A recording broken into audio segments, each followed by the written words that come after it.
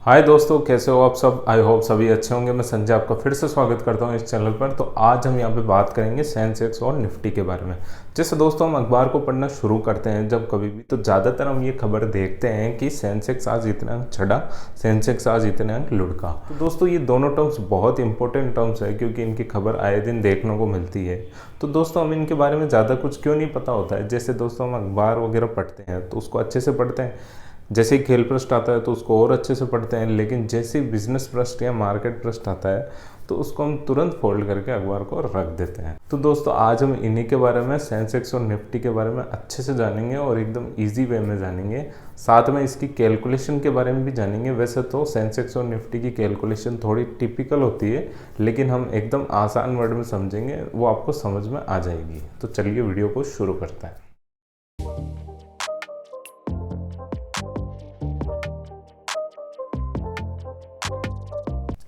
अब दोस्तों यहाँ पे सेंसेक्स और निफ्टी की बात करते हैं। सेंसेक्स और निफ्टी ये दोनों बीएसई और एनएसई के बेंचमार्क इंडेक्स हैं। तो अब मैं इन सभी टर्म्स को कवर करता हूँ। तो पहले बीएसई और एनएसई को करता हूँ। दोस्तों बीएसई और एनएसई दोनों स्टॉक एक्सचेंज होता है यहाँ पे, यानी कि हम शेयर को खरीदते और बेचते हैं। यही वो प्लेटफॉर्म होता है जहाँ से हम शेयर को खरीदते हैं। अब ये इंडिया के सबसे बड़े स्टॉक एक्सचेंज है। दोस्तों इन दोनों के बारे में मैंने पिछली वीडियो में अच्छे से बताया, तो आप वो देख सकते हैं। तो इन दोनों के जो बेंचमार्क इंडेक्स है वो सेंसेक्स और निफ्टी है।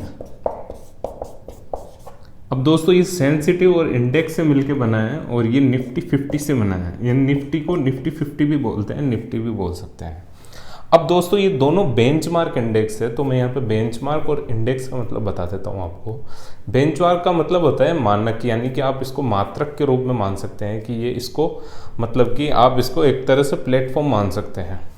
और इंडेक्स का मतलब होता है जैसे वैल्यू का कंपैरिजन। तो दोस्तों हुआ ऐसा था कि जब बीएसई की शुरुआत हुई थी तो इसमें बहुत सारी कंपनीज थी, यानी कि जिसको मार्केट की बहुत अच्छी नॉलेज थी, सिर्फ वही पता लगा सकता था कि मार्केट अच्छा जा रहा है या खराब जा रहा है। तो दोस्तों बीएसई ने इसको आसान बनाने के लिए 1978-79 के अंदर सेंसेक्स की शुरुआत करी और इसमें अपनी बीएसई की टॉप 30 कंपनियां इसके अंदर रखती और उसकी वैल्यू को जोड़ के मार्केट कैपिटलाइजेशन से तो वे एक वैल्यू निकाली।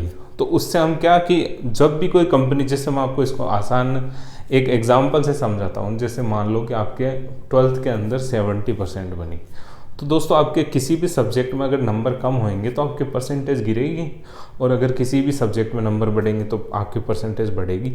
तो वो आपकी परसेंटेज आपकी मार्कशीट का इंडेक्स हुआ। यानी कि अगर आपके किसी सब्जेक्ट में नंबर कम हुए तो आपकी परसेंटेज गिरेगी, और अगर बढ़े तो परसेंटेज भी बढ़ेंगे।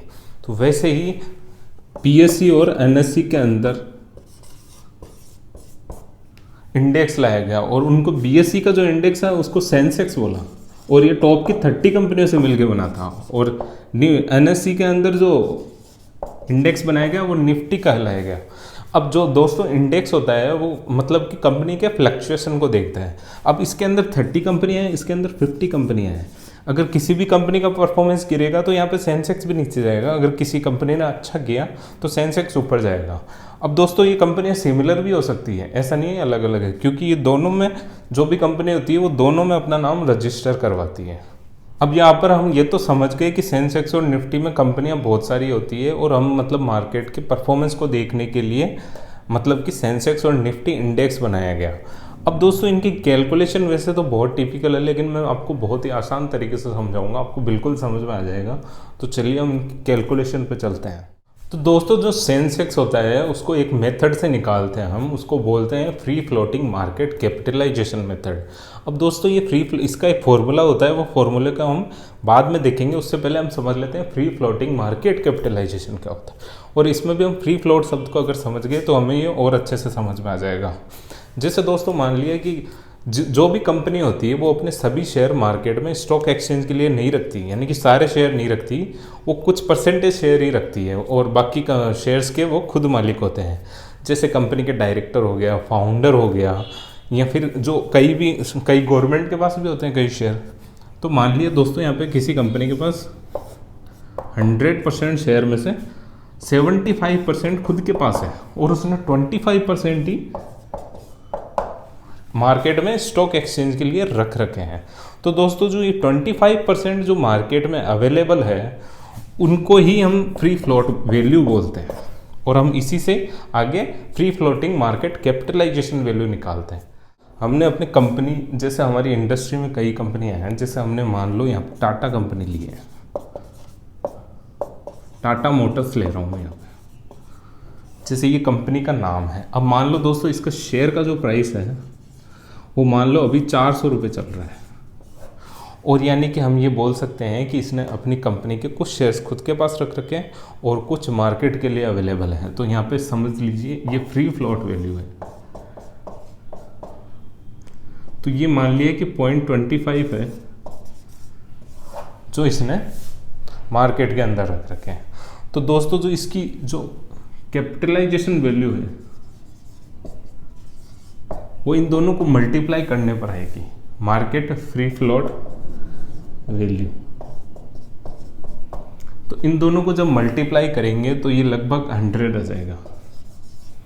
वैसे ही दोस्तों हम 3 कंपनियां और ले लेते हैं, 2 ले लेते हैं, नहीं तो जैसे SBI बैंक लिया और एक हमने मान लिया HDFC बैंक ले लिया, एक TCS कंपनी ले ली। तो ऐसे मान लिया ये 1500 का है, ये लगभग 1000 रुपये का शेयर है, और ये लगभग 2000 का करता है। अब दोस्तों ऐसे कुल मिला के जो सेंसेक्स में है ना 30 कंपनियां हैं, मान लिया कि 30 कंपनियां, वैसे तो सेंसेक्स के अंदर होती 30 कंपनियां हैं, लेकिन यहाँ पे हम 30 मतलब कि सबसे पहले हम सेंसेक्स का निकाल रहे हैं मार्केट कैपिटलाइजेशन वैल्यू। अब दोस्तों जो SBI का है, मान लिया फ्री फ्लोट वैल्यू 0.50 है, यानी कि इसने आधे शेयर मार्केट के अंदर मार्केटिंग के लिए अवेलेबल करवा रखे हैं। तो इन दोनों को गुणा करेंगे तो 750 होंगे, यहाँ पे 100 और ये मान लिया 50, यानी कि ये लगभग आ गया 50। और यहाँ मान लो दोस्तों 25%, इसकी वैल्यू हमने फ्री फ्लोट 25 मान ली। तो ये मान लिया कि टोटल आएगा ये 0.200, ये 500 आ गया। अब दोस्तों जब ये 30 कंपनियों का टोटल जो ये वैल्यू आती है, इसी को free float market capitalisation value बोलते हैं। दोस्तों यही 30 कंपनियों की कैलकुलेट होती है। तो दोस्तों अब हम फॉर्मूले की बात करते हैं। अब दोस्तों जो फ्री फ्लोटिंग मार्केट कैपिटलाइजेशन है उसकी तो हमने वैल्यू निकाल ली थी। मान लिया कि वो 30 कंपनी का 20,000 के आसपास आया है, यानी कि उन 30 कंपनियों को जो फ्री फ्लोट से उनके शेयर प्राइस को फ्री फ्लोट से गुना करने पर उनका जो टोटल निकाला वो फ्री फ्लोट कैपिटलाइजेशन वैल्यू आ गई। अब जो ये बेस मार्केट कैपिटलाइजेशन होती है, यानी कि जब सेंसेक्स की शुरुआत हुई थी 78-79 के अंदर, उस वक्त जो 30 कंपनियां थी इसके अंदर, उन 30 कंपनियों का टोटल मार्केट कैपिटलाइजेशन वैल्यू ही बेस मार्केट कैपिटलाइजेशन वैल्यू होगा। तो दोस्तों हम आइडिया मान लेते हैं कि उस वक्त ये 100 करोड़ के आसपास हो, ऐसे आइडिया मानना है हमने। और बेस इंडेक्स वैल्यू है जो शुरू से ही 100 माना है, जब से सेंसेक्स की शुरुआत हुई है तब से इसको 100 माना है। तो दोस्तों यहाँ पे ये सेंसेक्स की वैल्यू आ गई। अब दोस्तों इसको 100 ही क्यों माना, 100 ही माना है। जैसे हम अपनी मार्कशीट में परसेंटेज निकालते हैं तो वो 100 बेस लेके ही निकालते हैं। अब दोस्तों जैसे निफ्टी के अंदर भी सेम फॉर्मूला है, बिल्कुल सेम फॉर्मूला है, बस जो बेस इंडेक्स वैल्यू है उसको हम 1000 लेंगे। और इसकी जो शुरुआत हुई थी वो 94 के अंदर हुई थी, यानी कि उस वक्त का बेस मार्केट कैपिटलाइजेशन और 50 कंपनीज का, पिछले में 30 लिया, यहाँ 50 लेंगे, यानी कि ये मान लिया 30,000 के आसपास आए हैं। और हम यहाँ पे ये 100 और इसको ये 3000 के आसपास आए हैं, इसलिए यहाँ पे बेस इंडेक्स 1000 होता है। इसलिए दोस्तों निफ्टी सेंसेक्स से हमेशा थोड़ा कम होता है। तो आई होप दोस्तों आपको वीडियो ज़रूर पसंद आई होगी। अगली वीडियो में फिर मुलाकात होगी, तब तक के लिए टेक केयर।